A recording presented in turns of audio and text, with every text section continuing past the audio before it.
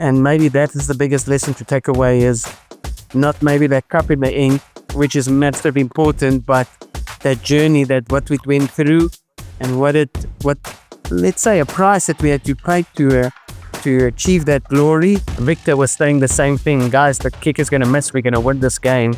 And that's also the belief that the guys had, that this game is ours, and it's a never give up attitude. He sold a vision, and there was totally bought into this vision. There was nothing else. Maybe there was never a never die attitude, a never surrender attitude in that final game, or ninja belief we're going to win. I think we trusted each other. The session was done, and you guys just jumped in and execute. But that's how we break boundaries. We don't give up. We don't surrender.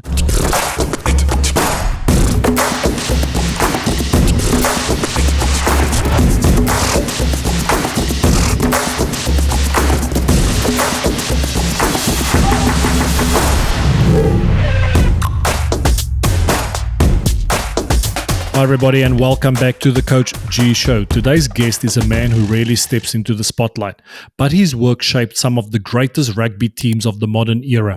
He was the strength and conditioning mastermind behind the Bulls Dynasty, the fitness architect of Reignited Springboks, and the mentor who pushed players like Pierce Piet, Victor Matfield, Trevor Nyakane, and myself to new levels.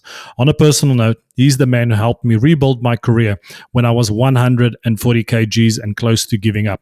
No judgment, just standards, belief, and a plan. It's an honor to have him here. Basil Carzis, welcome, brother. Good to see you, Baz. How's things going? Good to see you, Gatti. Nice to be here, and congrats on your show.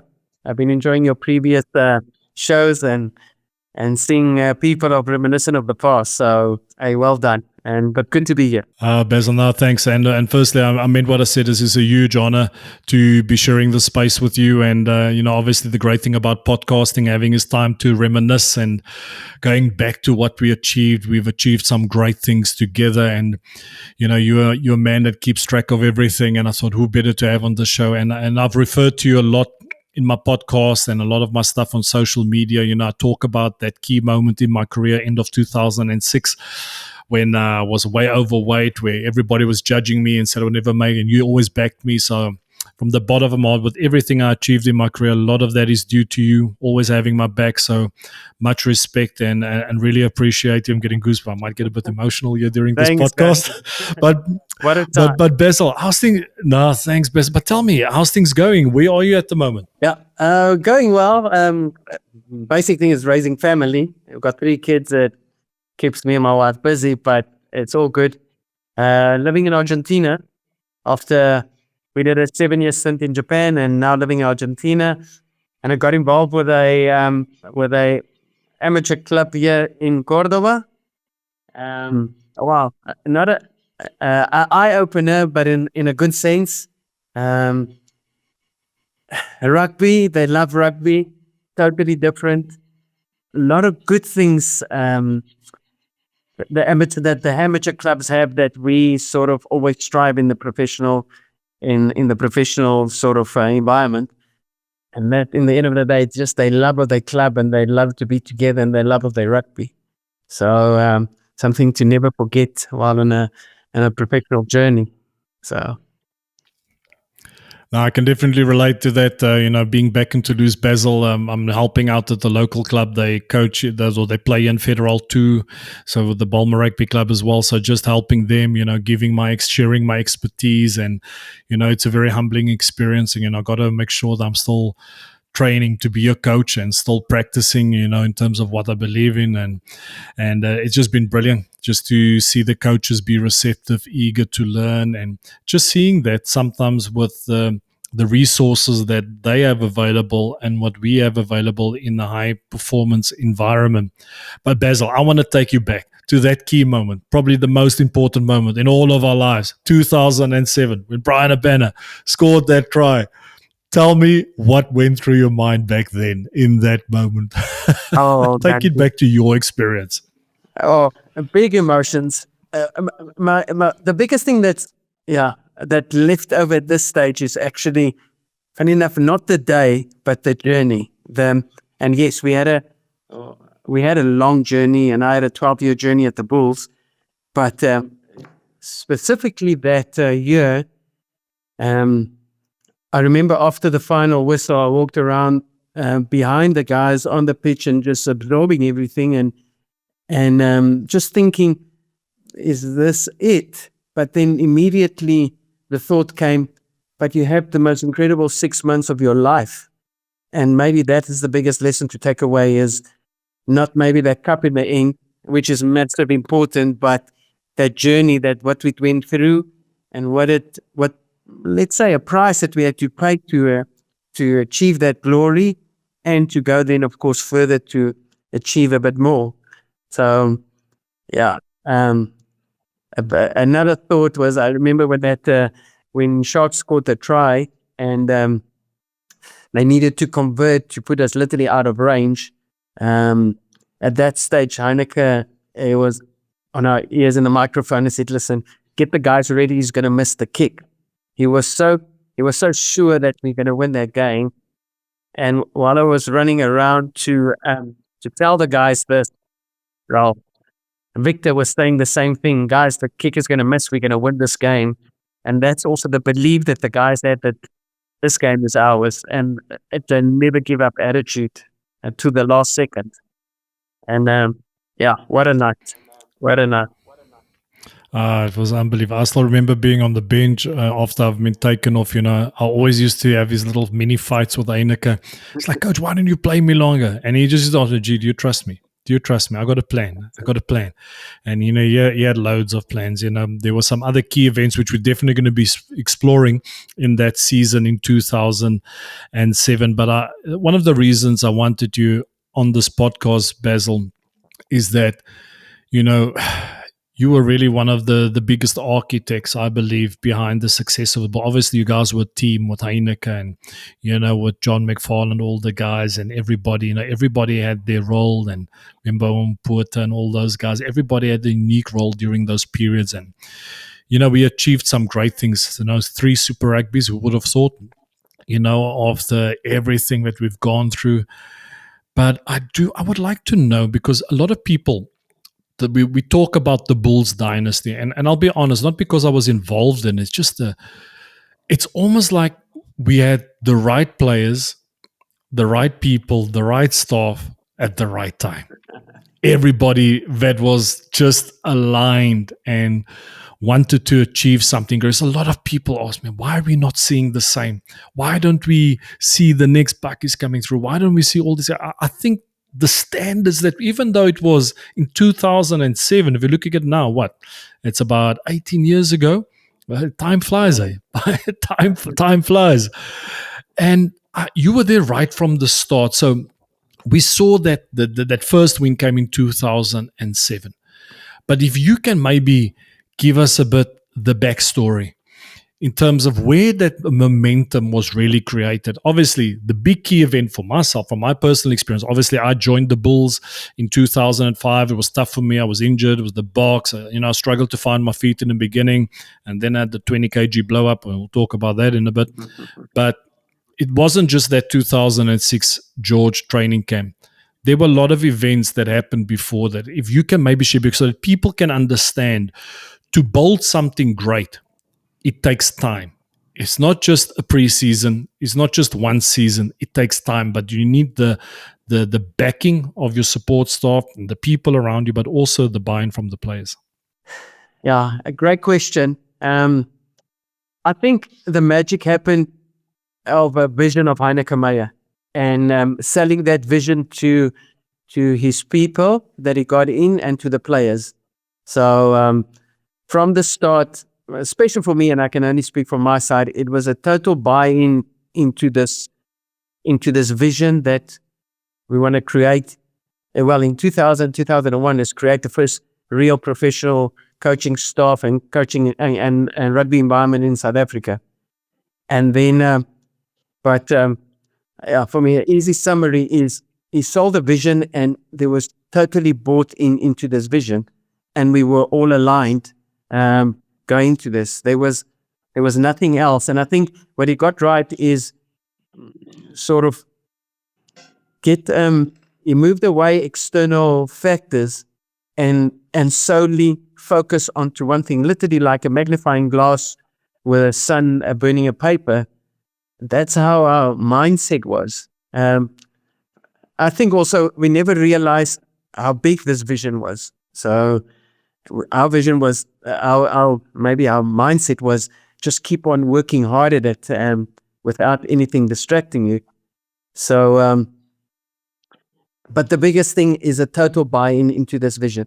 And then yearly it was revised, and of course adjustments needed to be made. And in the professional environment, yes, you needed the players, you needed the environment, and then closer to that 2005, 6 season, 7 season, it was really increasing the standards of expectation. So world-class standards plus. So if we come to that 2006 preseason, if you remember well, Annika asked me, listen, go design a testing protocol, world-class, and add 10-15% to that. My immediate reaction was, it's a bit not realistic. He says, it doesn't matter. I just need to shift the boundaries here. And we sold this protocol to the players. Of course, the immediate reaction was, we are crazy. But later on, some of these test results became the norm at the Bulls, especially the test that we used to run, the repeated sprintability. That became our bread and butter there, and the test that everybody was judged on. The awesome thing, thinking about it now, is how people embrace that test and were proud of the numbers that they could get. Something similar what's happening with the Bronco worldwide now and setting world records on Broncos. That kind of dynamic. So I think that's how we push that edge between climbing this mountain to reaching the top in 2007 by creating these high expectations. And that's why I hope in the game, maybe there was never a never die attitude and never surrender attitude in that final game, or in the belief we're going to win. So tell me, Basil, coming to that 2006 George camp, and I do believe there were certain games in the past, if you look at, 2005, which was a big year for the Bulls as well, some massive victories. You guys had a clear plan going into that George training camp, and you just mentioned about Heineke saying, adding 50% to world-class standards, and that's great because that means we were starting to create our own standards. But you as an S&C coach, what was your plan? Because you created havoc. I've never seen anything like that. We talk now today about ball in play. We were training ball in play back then before it was even a term, if we can put it that way. I remember those 3 to 4 minutes, we used to call it chakas, which the guys used to do. And then you had these sessions they do run around the field with the mats tripping into the grass with the elastics. But how did you design? What were the key objectives for that camp for you as an S&C coach, but also for you guys as a staff? What did you guys want to get out of that? I think the best thing that I did, and thinking now how rugby is trained, is embrace that the most important thing is the game. Is how do we train the game as specific as possible? So yes, we did some crazy things, but always, how do we make it as close as possible to the game? And that's why the boarding play issue, and how do I design a program? Because my first question was always to sitting with the head coach. What does he want? What does he want of the season? To understand his expectation, and what do we need? And from that, try to design a program that complements the rugby and never a separate entity. From those bags that you mentioned, or those, they were actually conveyor belts that we cut half a meter by a meter, and we used them as the old school pulling, like they used to attach a tire around a waist and have it as a resistance sled. The thing with those mats, they would never bounce, so they would always stay on the floor, so they were less dangerous. And that came in already in 2002. That's how we won our Currie Cup in 2002, by literally we did of those sessions up and down that field. A lot of a lot of kilometers of that. So my whole, back to your question, my whole thing was, how do I meet this standard and expectation that was set by the coach? And then second to that, how we bring it as close as possible to rugby. And that drove me, and that drove the team every day. What helped massively is the continuous buy-in from the player. Yes, there were times that were tough and there were hard words and emotion, but there was also belief and buy-in that we are on a journey to somewhere, and somewhere is great.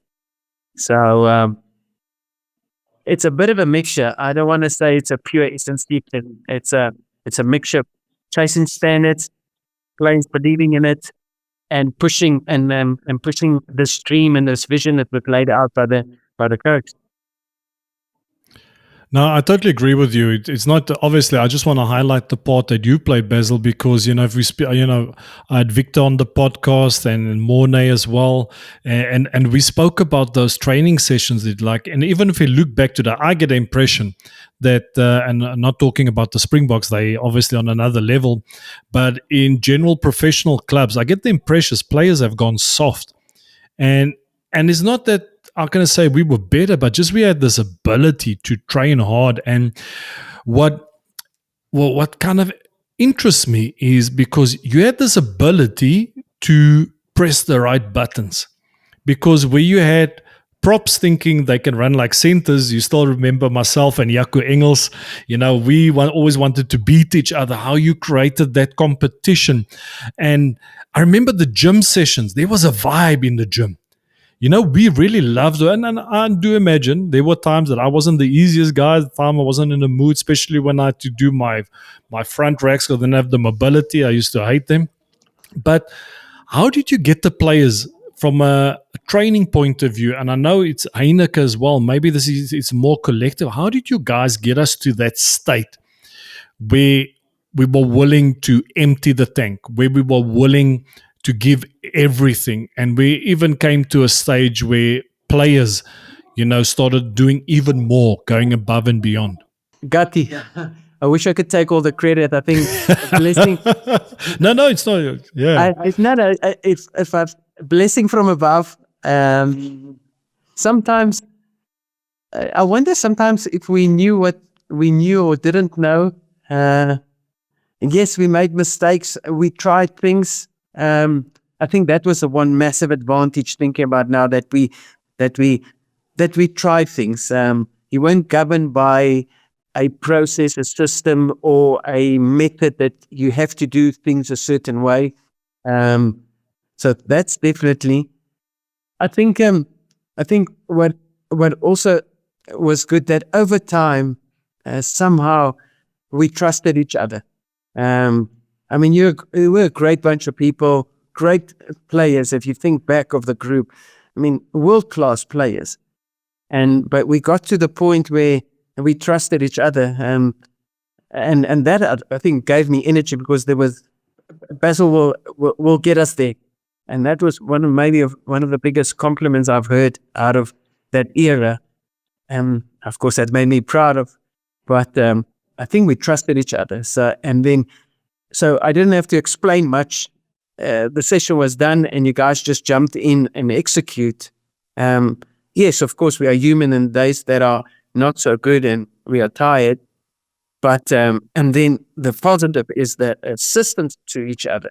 That, hey, come Gatti, one more set, or Gatti will again motivate another player a bit harder. Let's get up and finish this. So there wasn't a complain attitude, but more an encouraging attitude to become better. So I would say the biggest thing is the trust of each other. We had each other's back.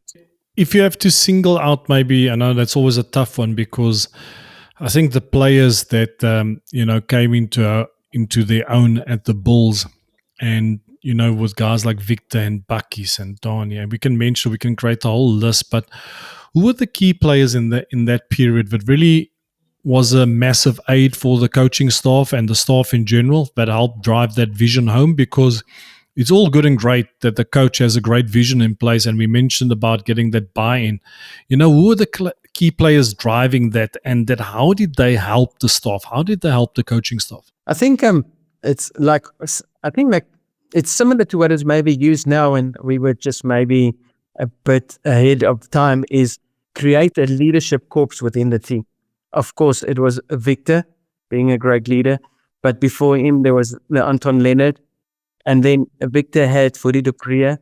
So it was something like a had our general Heineke, and then within the platoon there was multiple leaders in each component. So there was the scrum leader, which was Gary, and then Victor had the lineouts, and Fourie had the attacking mindset, and then there was Wynand Olivier, and then back Johan Roots.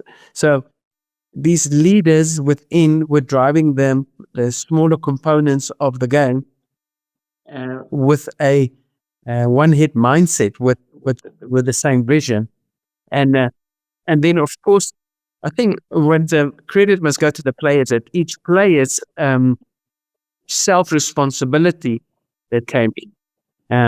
But he was a leader of his own preparation, leader of his own position, and then I would say the standards that the expectations you had of each other, that you actually embrace being physically fit, embrace being training this hard. I think that must be said. That has played a massive role. Yeah, I think you touch based on the I think first the most important thing, and this is the key to any high performance environment. It's firstly there's the vision. I remember when Heineke pitched to us and that George came to become the best team in the world. To really become the best club team in the world. That was our goal, and he asked us, and we wanted to achieve that. And I remember he asked us, are we not sick and tired of falling short? Losing out on the last minute. And I think what he did very well was he explained to us the vision, but then he also explained to us how we're going to turn that vision into a reality. It was becoming the most aggressive team in the world. It's about a pack of forwards that then can just be relentless and don't. I remember Corey Flynn, I played with him in Toulouse, and just one day he said to me, you know what, G, I played you guys for years, the Bulls. You guys played probably the most boring rugby ever. We knew we actually didn't have to analyze your videos because we knew what was coming, but we couldn't stop it. We couldn't stop it. I remember those keep the ball sessions, and just going above it. I think the big key, I believe, that why the Bulls were so great back then was our mental strength, our level of resilience. And I believe that's something which you guys created. Is there any examples that you can maybe share how you guys deliberately simulated that in a training session and try to get that triggers, getting us to dig deep and actually realize we have more to give? Absolutely. So, Gati, I have to mention first, so Heineke explained this vision, and then he also explained to us how we're going to get there. But the secret of this is going over to action. So the action was how we trained, and that gave the belief. So I think for the audience of people is, yes, I can have this vision, I can have a plan, but if I not start executing it, it's just an idea. It never becomes a reality. So part of it started in the first day of pre-season 2006 preparation for 2007. Is our plan was to do 2 repeated sprint shuttle runs, the old bleep test. And the reason for 2 is to test the guys and to do a certain amount of running volume for first day. And then I wanted in between to introduce a couple of new mobility exercises and core stuff on the pitch. So that was a plan. We started off, assembled, explained, of course, the test, the protocol, and then we did the first bleep. We did our mobility core stuff. We did our second bleep, and then Heineke just calls me and said, listen, carry on with those mobility core stuff and get them ready, and get them ready for one more repeated sprint. And I thought, here it comes. Didn't say much. I says, fine, let's get on. So I called the guys, line up for the third one. Of course, they were shock and awe at that stage. Um, and But they did it, heads down, and I thought, okay, let's see what this comes out. So Heineke was speaking loud to us, do that mobility stuff again. And then as we were standing there, said, line them up again for the fourth repeated. And I tell the story to people, and it's very hard to believe, but this is exactly what happened. And they ran the fourth. Of course, players were upset. There were some bad words in between, frustration, whatever. A few bombs. And then, but that was the going over to action part, that he wanted to really make them understand what is pushing the boundary. And it is crazy. It is ridiculous, and people will crucify the methodology, which is definitely understandable. And we got the team together and asked them, so, okay, who complained? And only one player put his hand up. And Heineke knew clearly there was a lot of players that complained. And so this player, this course, he said, Coach, but it's not only me that complained. There's many others that complain. And Coach Heineke's answer, yes, I know exactly we did complain, and I know this, Dries, so don't worry. And he left it there. So we shocked the players physically, but also mentally, that, listen, we are serious going for this on this journey. And I think people realize there that I'm on or I'm off. So, and then the second part, I remember a day at George training camp, which was our last 10, 14 days of the preseason. I wrote on my own notes, Basil, you have to increase your own physical standard, what is humanly possible, after one of the sessions that we did. And that's how far we pushed it. So, and I read back on those notes every year. So, sometimes we have we make our own limitation. Humanly possible is only up to a certain point. No, guys can push even further, and further is the so-called unknown, maybe the non-scientific and non-system. But that's how we break boundaries, and I think that's part of the reason why. I mean, the season didn't start well for us, but the belief just built up to the play, to the point of, we don't give up. We don't surrender.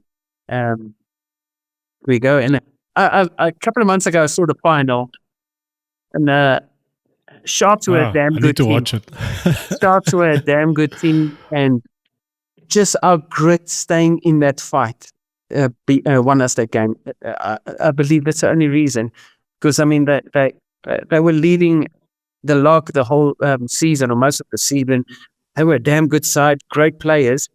But just our relentless, never give up attitude, it won us that game. So, yeah, if I go back, I remember. I think it was actually the bleep test that we did. That repeated sprints was the bleep test we did. And I remember that. I'm like, and I was still on a journey back to full fitness. It was quite intense. But, that was what Heineke did. I remember when we used to do, we called it hou die bal, keep the ball. You would say, like, for example, we need to do 8 reps. And if someone didn't clean correctly or was a knock and said, that rep doesn't count. It reminds me back of the day in Queen, I think it was Queenstown, where we did that morning session, where we had to maul from our own try line. We had to maul from the 22. We had to maul from the 50 meter. The opposition, I think that session lasts like an hour and a half. At the end of the day, rugby-wise, that made no sense to do that. Coaching-wise, it made no sense. That was pure resilience in terms of taking our mental toughness to another level. And I know as well, you would put the fitness session out, and I'll just hear Heineke say, no, Baz, that rep doesn't count. Wasn't the right ball placement.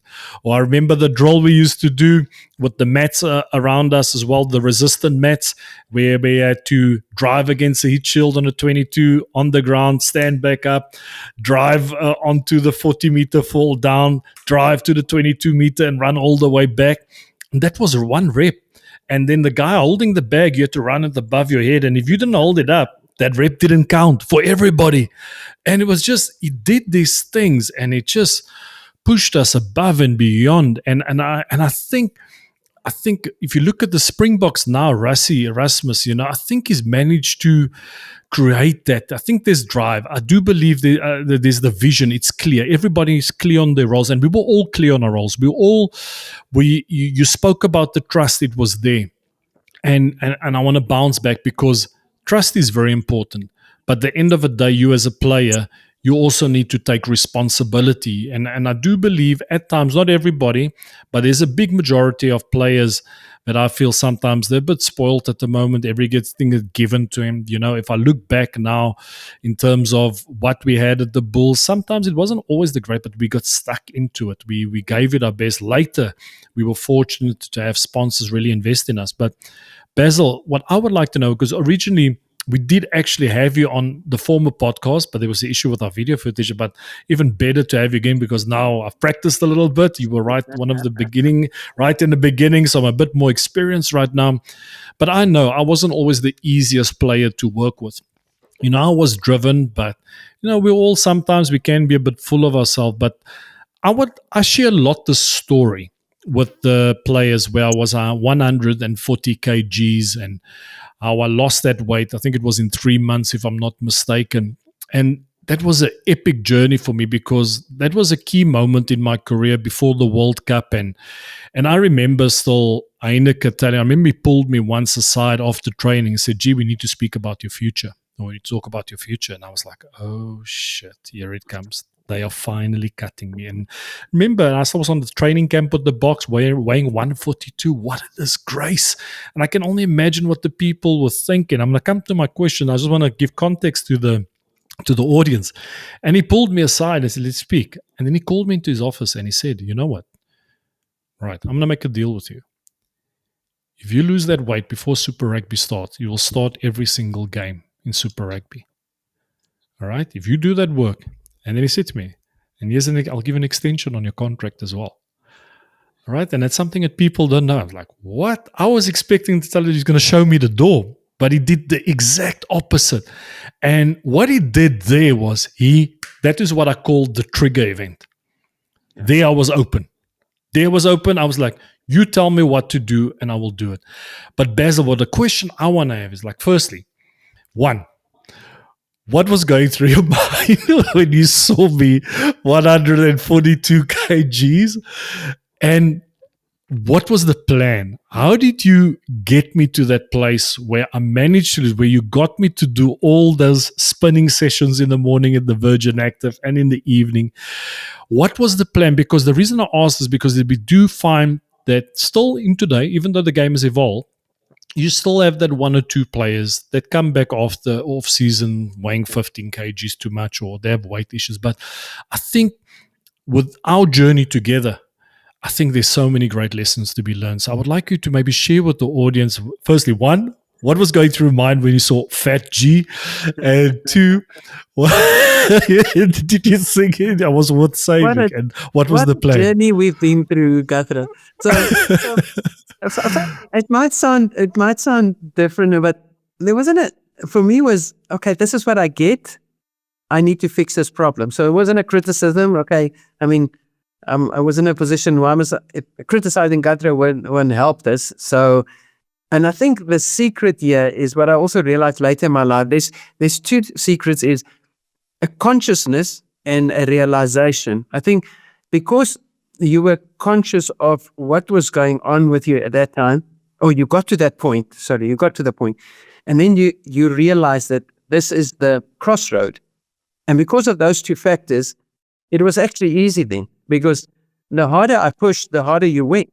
To be honest, there was a session or two that I thought, okay, you were asked a bit more, and I thought, I've genuinely loaded gut now, and he keeps going.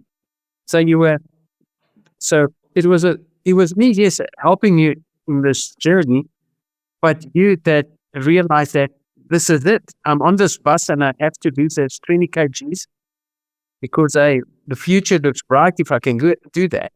So, yes, I think from if somebody that was looking on at us, I think like, okay, here goes the master and the slave again. But Gatti, what impressed me, I think I told you last time, and I'm going to tell you again, is your relentless pursuit to get to your goal. Yes, you had a conscious that I made a mistake. I went off the road. I gained all this weight, but I've realized now, hey, I've given a second chance, and I grab it with both hands. And I think also part of the reason it must be said, because your success in your career, those characteristics drove you to work hard every day and to go through these sessions, and for everybody to know, yes, it was on top of also the rugby that had to be done on the day.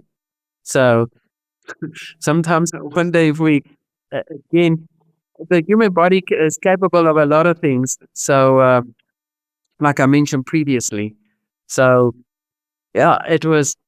I was impressed by just the commitment. Yes, and it was a struggle. Make no mistake, running at 142 kgs around, it is a struggle. But boy, when that weight were coming off and the true Gatti came out, that's why he had. But Basil, the secret there, and obviously we've always been tight, and I know I gave you a lot of grey hairs, and I think you're paying the price now for everything, especially with myself, Reino Gerber, and God rest his soul, Pedro Vandenberg.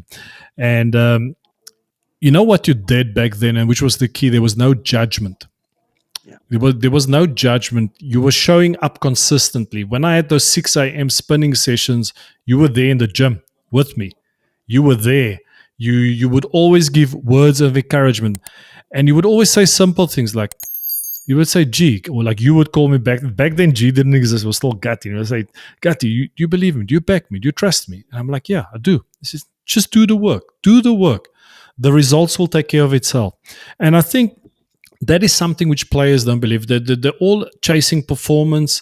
They're all chasing something great, the next contract, that massive win or whatever. But it comes down to the hard work, doing things which is at times not really that nice to do. And you got to, and I think that's where a lot of coaches kind of lose it when they're trying to get a player. But I think at the end of it, and this is something that I've learned as a coach as well, Basil, if a player doesn't want to change, you can't force him to change. You can't force him. You can have the greatest weight loss program, everything. But I wanted to ask you, was there something key that you tweaked in my nutrition back then? Because you had me try some crazy stuff back in the day. Was it just the training?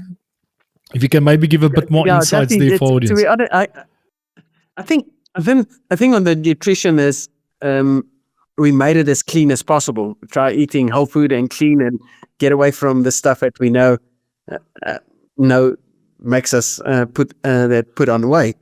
I can't remember really the detail, but I think definitely you cleaned up your diet in the sense of eat balance, eat whole food, get away from the junk food, and get away from the booze. And that was the journey on.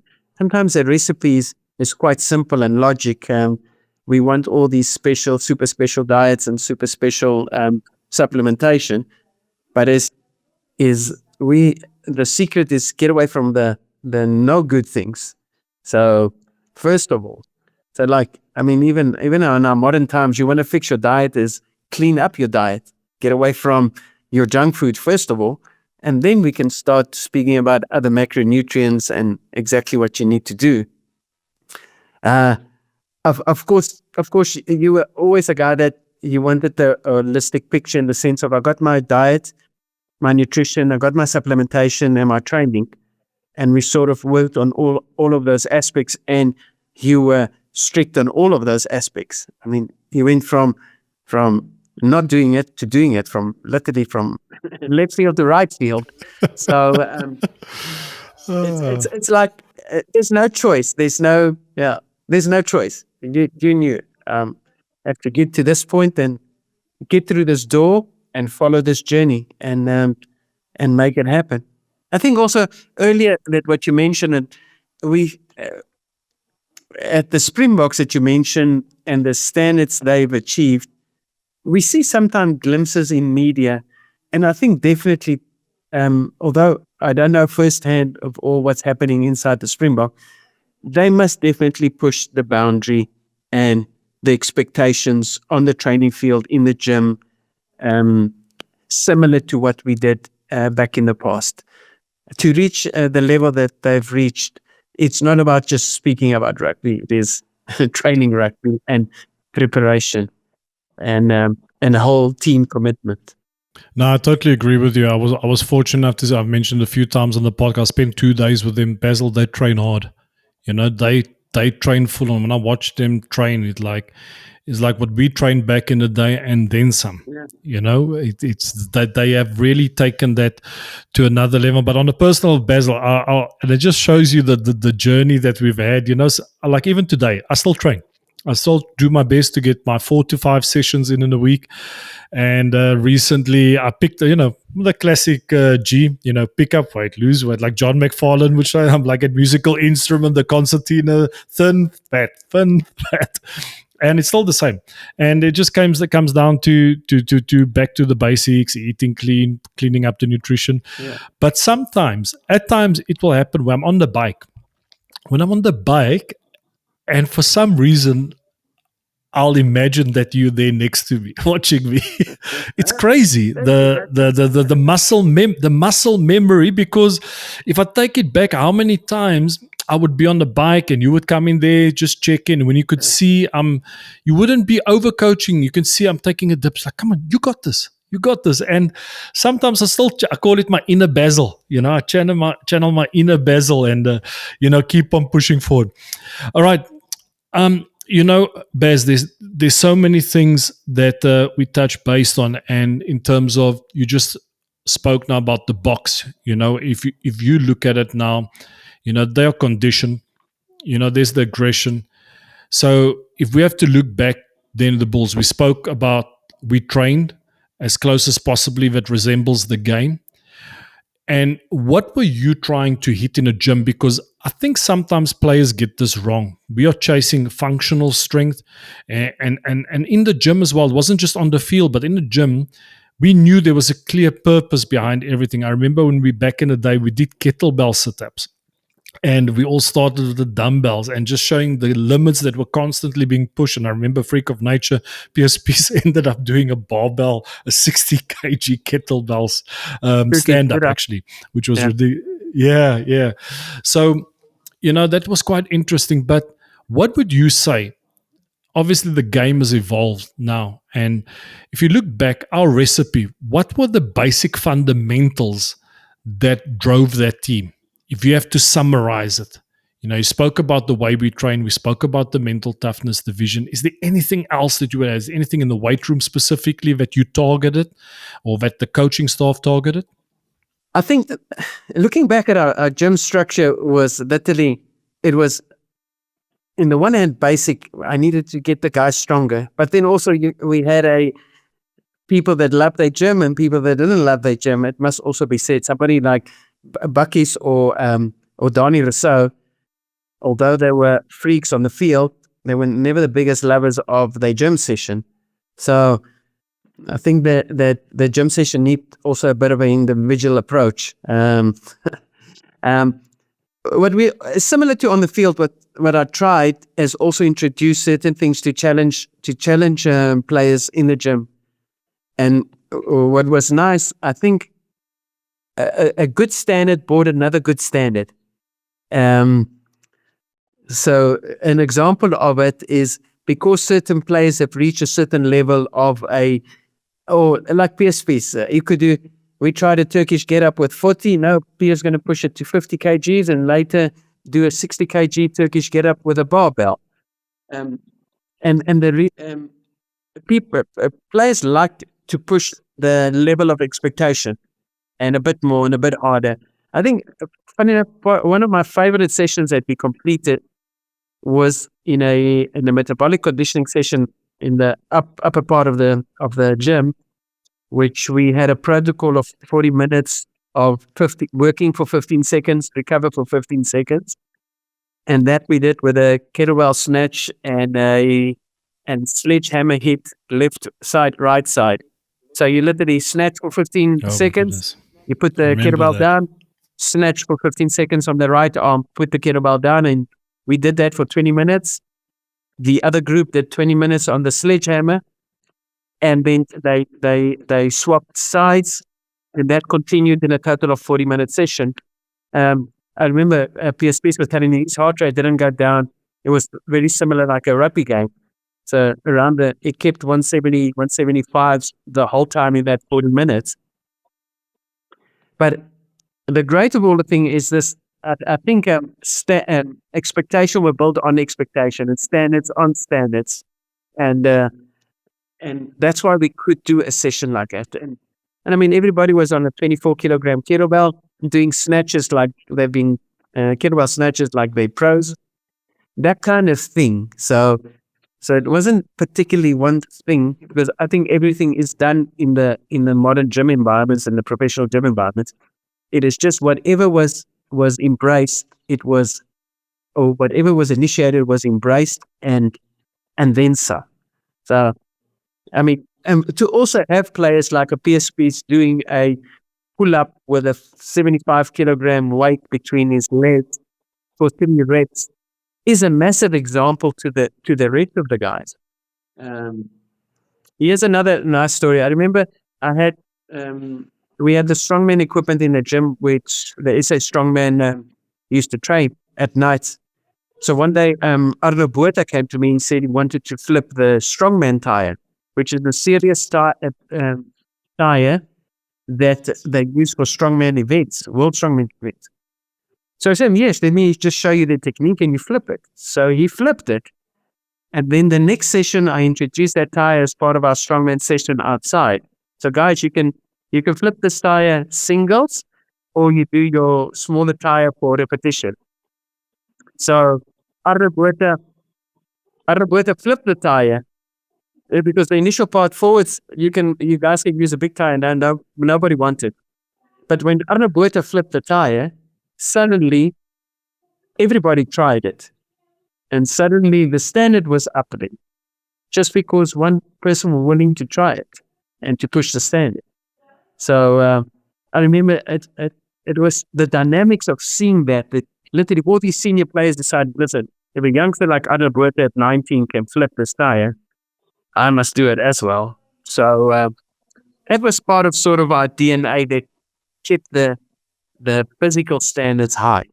I think it's true. I think it's a great way to summarize it. I think, we were constantly pushing standards. That's what it was, end of the day. And it comes back to when I had Victor on as well, we spoke about after training. Sometimes we would do extras. And then I'll remember your face. You was like, why are you guys doing extras? You should have just pushed yourself in the session. Then you would have been fine.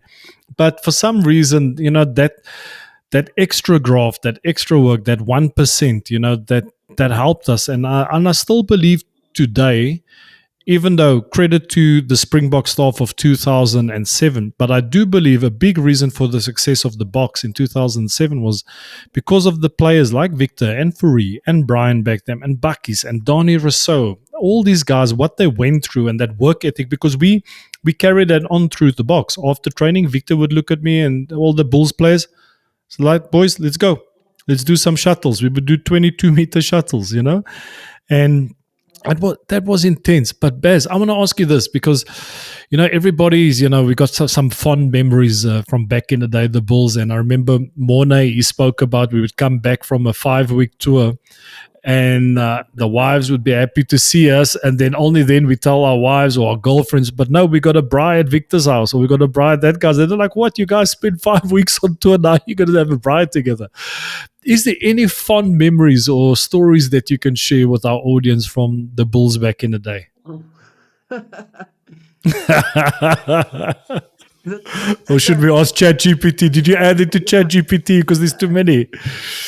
Yeah, it's actually a tough answer for me. I try to balance out that when it comes to party time and the players having their time is not to be there. It's the players' time. I mean, I can't be the one that tells you get fit and live healthy and then boost up with you. So, but the one thing that always stood out is two things actually. How even within this united team, you had subgroups that loved to be together. For example, the golfers or the hunters or the young guys or a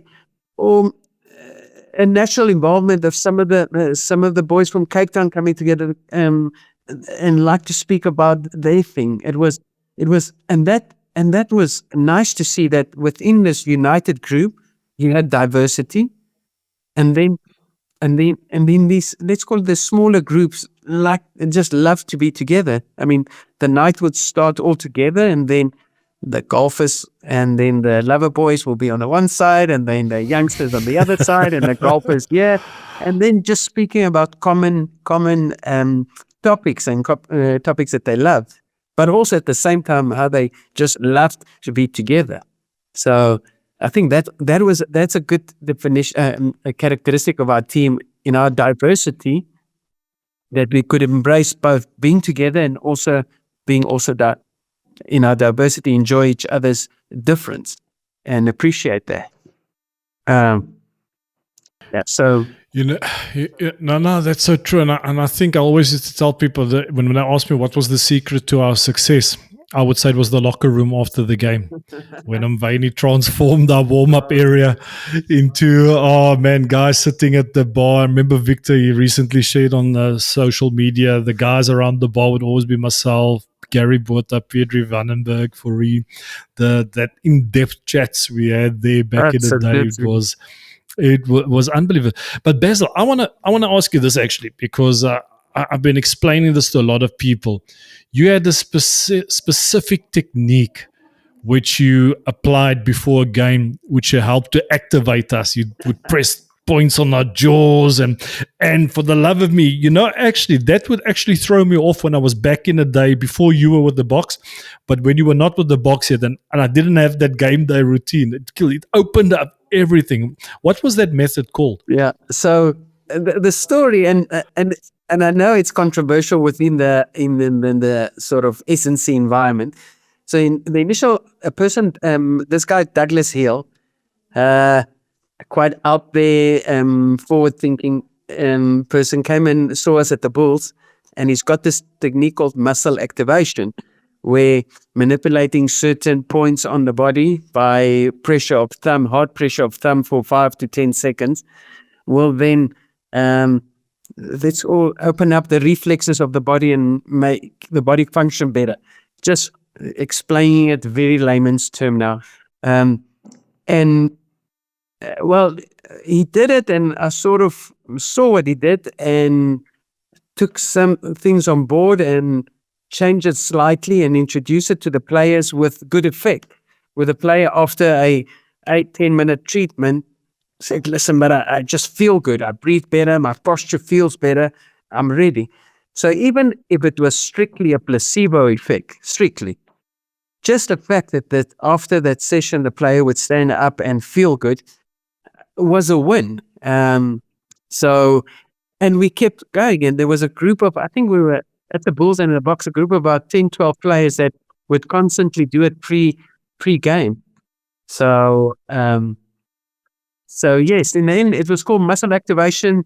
There's actually right around the world a couple that even the S&C coach Carl Dietz in America has embraced a version of it, and it's part of his program at the university. So it seems there's a lot of merit to it. At that stage was something that, right or wrong, had a positive effect on the individual, just feeling good and feeling loose and nimble before a game. And it worked, and we helped the player. It was amazing. I still love it. I think part of the reason is whatever helped the player. What does that word? Whatever makes the boat go faster, and we did it. I think also it is something. It didn't standards. work because it was never forced on any player. Player came on the individual basis to get the treatment. If it didn't work for them, they would have stopped doing it. So it was something that worked. I think definitely something that people can look into it. We all are looking for those edges and extras, and pre-game, that's what helped the players, and that's what we did. Oh, Baz. Listen, there's so much to reminisce, and I know you're going to need to jet off in a bit, and I just want to accelerate because we spent actually so much time, talking in that build up to 2007. But what I would like to ask you is, like, obviously there was that time post 2007, 2008. We took a dip. We almost went completely the opposite. What would you say was the reason for that? Was that losing key players? And from your point of view, before we found that ribbon effect again, or we called it the rebond here in France, where we bounced back again in 2009, 2010, because I do think that, that's an important lesson that we learned as players and as a team back then. Why do you think things didn't go that well in 2008? So, of course, profound things happen. Heineke left, but of course he had his honest reasons, and I think we lost our vision, and the whole ground was shaken. So Heineke left, Victor left, some I can't remember other players that left. New coach, Gary left. I think Gary left. Gary left as well, I think. That's it. So from that, plus also, I think there was not a person in charge to keep the things together. Frans Ludeker was appointed late. So it is from the person that drove your vision left in such a way that it left a total void. It's like a bomb burst. And we literally, I think, fought together to keep things together. But I mean, we dropped to, if I remember well, to 8th that season before picking. And that's a massive drop from being a champion to 8th position again. That was our worst position in 5-6 years. So the big thing is that Heineke left. Of course, France came in and tried whatever he could, but it left such a big void that we just couldn't bring things together. And the fact is also, you need great leaders. You need people with vision. You can't just leave lose your top rated captain and players and think you could just carry on like that. So I think the lessons out of it is too that, yes, why did we regroup so quickly is because of what was done in the past, that people still believed in this vision. So what players did, reunited as quick as possible under France and carried on this journey that we started so many years ago. And also the other is an organization needs leaders that constantly drive the vision forward. Because yes, the vision, not just for now this year, but for the coming years. And is there plans for when Gurthro leaves, who replaces Gurthro? When something bad happens in the environment, how do we react and steer the boat on course? So in the end of the day, Gurthro is about strong leadership with a vision that work hard, love the environment, love their players. Something that Johan van Graan is getting right at Bath now, and the teams that he was involved. Something that Frans Ludeker got right in Japan with his team, where his team literally started from dead last to being the top teams in Japan. So. No, there's so many ingredients there for a successful team. And so basically what I'm saying is there's so many great ingredients there.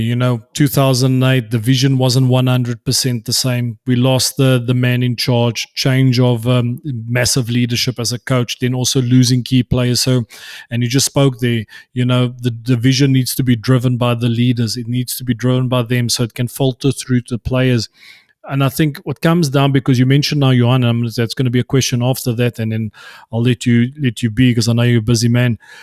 What then changed in 2009, which set the platform? You mentioned that players, we still had that residue of what we believed in 2007, and we bowled before.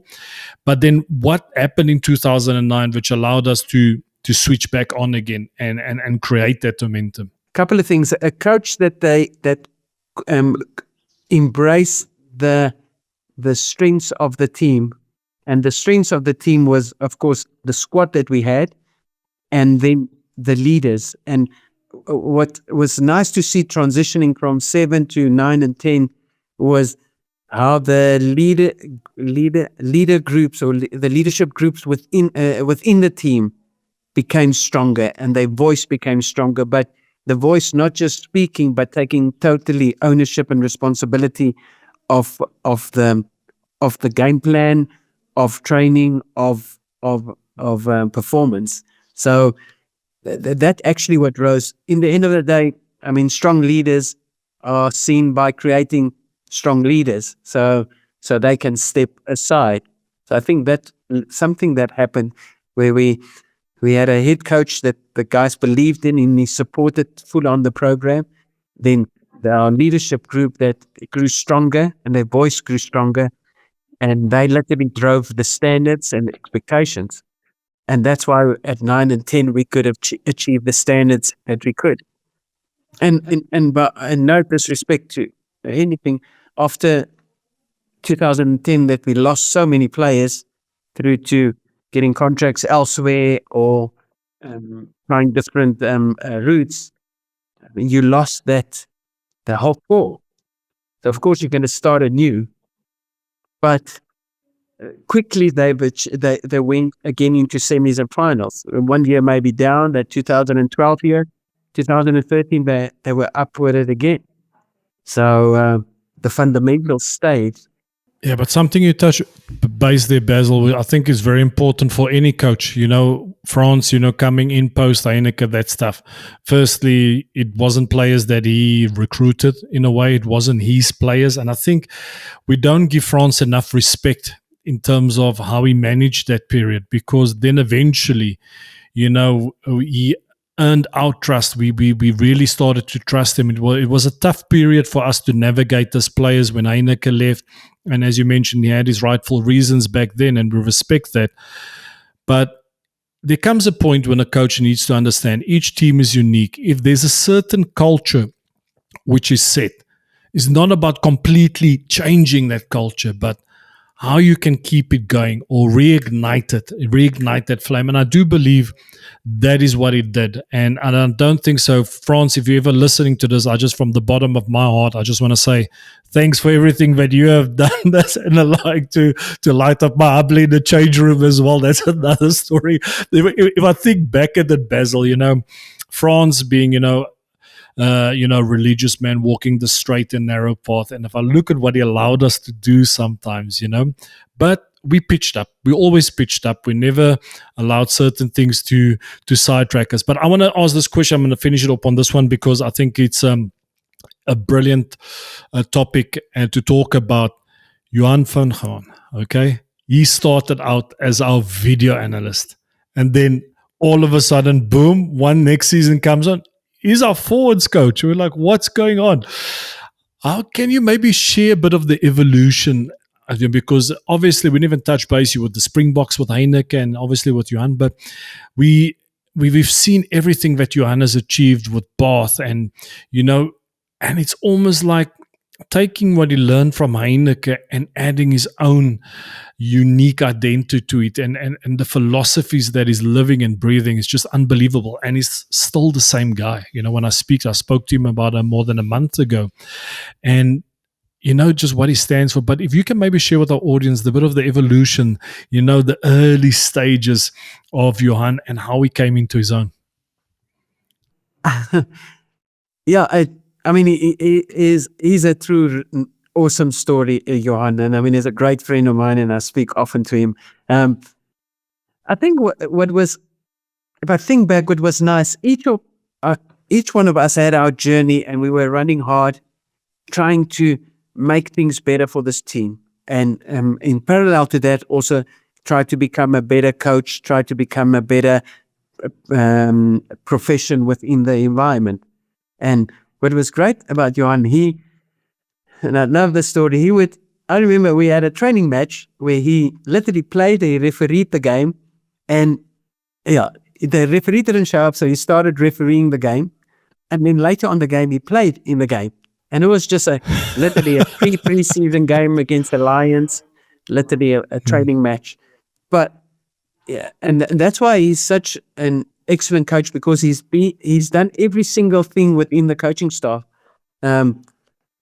People say that he hasn't done S&C, but in theory, he did S&C for a personal reason. I didn't join a couple of days on a game against Argentina, and that was when my daughter was born. So he took over sort of the warm up, and but his just ability to step up and do whatever is needed for the team. And that makes him, I mean, he's reffed, he's done forwards, he's done backs, he's done defense, he's done video analysis, he's done S&C, he's done refereeing, so that attitude has brought him to this point where, and he continuously evolves. How do we become a better coach every day of my life? And then, of course, I mean, he is a great human being and he promotes humanness within his environment. So for me, that's a standout factor. Yes, he understands we need a tough environment. He understands we need to push boundaries, but also he brings the humanness out of everybody. And it's lessons that learned from Heineke that he just took it further and further. So, yeah, great man. That's brilliant. Unbelievable man. I wish him the world of success. Oh man, a lot of people are labeling him, eventually one day to take over from the Boks. But the way the Boks are going now, looks like Rassie and his team's going to be there for a very long time. No. But I wish you all of the success as well. But Basil, just to finish off the pod, and I can chat for you for hours, but I know you need to get to your steaks and breakfast there in Argentina. Basil, what drove you? Because you were probably, I felt that you were the glue of our team, the bridge between the staff and the players. And you had such a massive impact on everybody's lives by the human being that you were and always showing up. I can't ever think of you being ever inconsistent in terms of the way you were. You were always the same. You were very consistent in your beliefs, in your behavior, in your training. What drove you? Thank you, first of all. I think first of all, I loved that what I was doing, and I had a responsibility towards myself and especially towards the player to do good and try to help. So that's my essence that drove me. I was fortunate enough to take us together into great heights, but it's as simple as, I think, a sense of kindness, a sense of responsibility towards our fellow rugby player and our fellow man and our friend, and I really enjoyed it and sort of lived the passion every day. I think, yes, later on, I must share the story. There was changes in 2007 with other staff, assistant that came in, and it put massive pressure on me, and at times I was sort of hard on the players. And I remember Victor and Fourie asked me let's have a cup of coffee together. And he said, listen, we want the old Basil back. I said, what do you mean? No, we know you're under the pump big time, but we need the old Basil back. So yes, I made also my fair share of mistakes, but what they wanted back is the realness, the kindness. I think with that came also, yes, a responsibility towards the player and towards the program and to what we were achieving. I mean, we're part of a rugby program, so it needed to be hard. So hard is not bad. Hard is just part of the environment. It needed to be tough because that is just part of the environment. So, yeah. Thank you, guys. And yeah, that in essence, that is, I can't think of anything else. That's just maybe my essence is like it. And the environment and the players allow just to be yourself, and literally, which I think is the most important, because that's what happened when I became tough on the players. It's just certain factors made me not being myself. So I went back being myself, and we continued this journey. No, I think we all go through it at some stage. I can definitely tell you this as a coach, when the pressure comes on, that's not always easy, and always reflect on the way I handled certain things definitely certain things I could have done different as a coach in my time as La Rochelle as well, but I've learned massively a lot as well. But Basil, I think it comes down to the end of the day. I think we are as human beings. I'm using this space to really do my best to educate players and inspire players and coaches as well, but also to the purpose-driven human being, and I think we're both similar in that if we can just play one small part in helping someone or triggering something in them to achieve their goals and turn their dreams into reality, that is good enough for us. But Basil, I'm going to let you go. I want to say thanks a lot for taking the time, and it's been great to reconnect with you. I felt that we could have gone for another hour or so, but I know you got family to take care of, and taking this time in Argentina. I know you probably got to go light the asado now or something like that, and then go eat your steaks there in Argentina and your chimichurri. All right. But thanks, Basil. I really appreciate your time, and lots of love and lots of blessings to you and your family over that side. And, God bless. Have a good day. Ciao, ciao. Thanks, Gatti. Be well, man. Thanks for this opportunity. It was great speaking to you. Thank you, Bez.